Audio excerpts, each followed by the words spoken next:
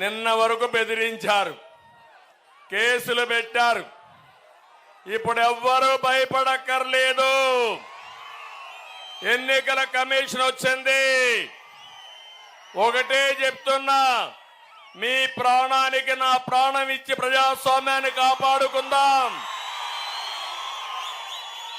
ప్రభుత్వం దిగాలి, జగన్ ఇంటికి వెళ్ళాలి, ఈ రాష్ట్రం బాగుపడాలి. అవునా కాదా అని మిమ్మల్ని అడుగుతున్నా. తమ్ముళ్ళు, నేనేదో మిమ్మల్ని రెచ్చగొట్టే ప్రయత్నం చేయడం లేదు. ఆడబిడ్డలు మీ అందరూ గుర్తుపెట్టుకోవాలి, 5 సంవత్సరాల్లో మీరేం కోల్పోయారు, ఎంత నష్టపోయారు అనే విషయం మీరందరూ ఆలోచించుకోవాల్సిన అవసరం ఉంది. ఒక అహంకారి విధ్వంసంతో రాష్ట్రాన్ని లూటీ చేసి ఈ పేదలను నిరుపేదలు చేసిన దుర్మార్గుడి కథ అంతు తెలిసి అంతు చేసే సమయం ఆసన్నమైందా లేదా అని మిమ్మల్ని అడుగుతున్నా.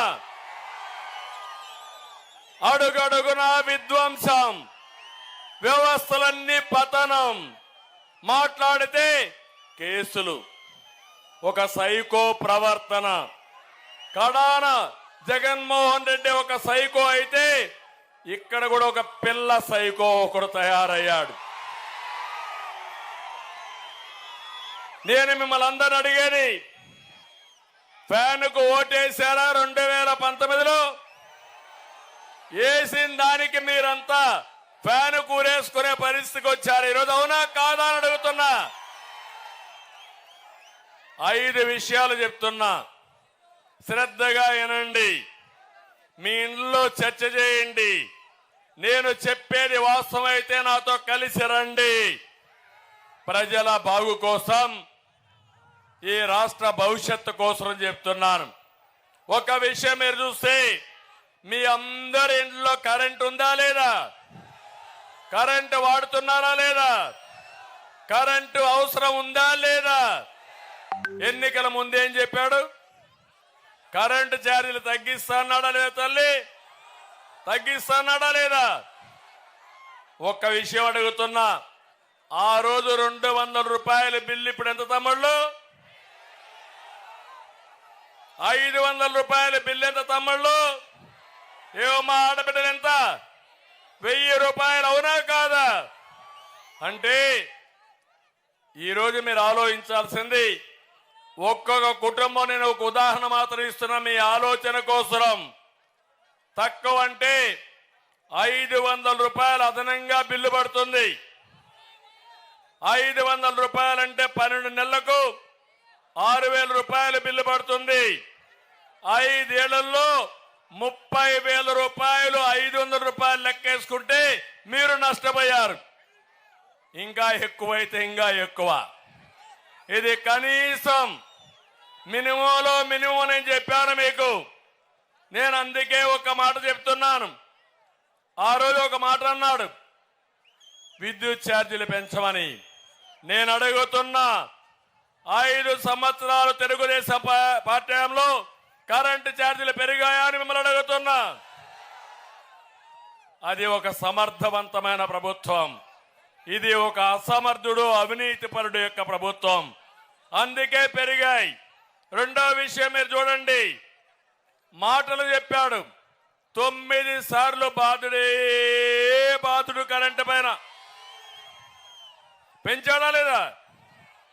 కడాన రైతు మోటార్లకి మీటర్లు బిగించి రైతు మెడకు ఉరితాడేసిన దుర్మార్గుడు ఈ జగన్మోహన్ రెడ్డి.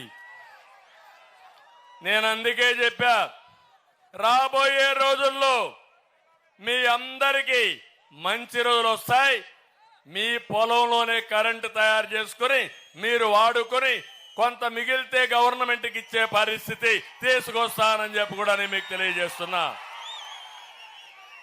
తమిళలో రెండో విషయం, మంచి మధ్యాహ్నం మందుబాబులు కూడా ఉంటారు ఇక్కడ. మా మిత్రులు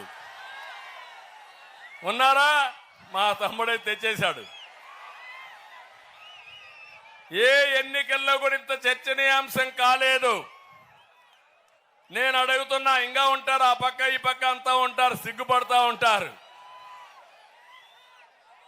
ప్రతి ఒక్కరు రోజంతా కష్టపడి సాయంత్రం అయితే ఒక పెగ్గేసుకుని శారీరక బాధలు మర్చిపోయి మళ్ళా మరుసటి రోజు పనిచేయాలనుకుంటారు. అవునా కాదా?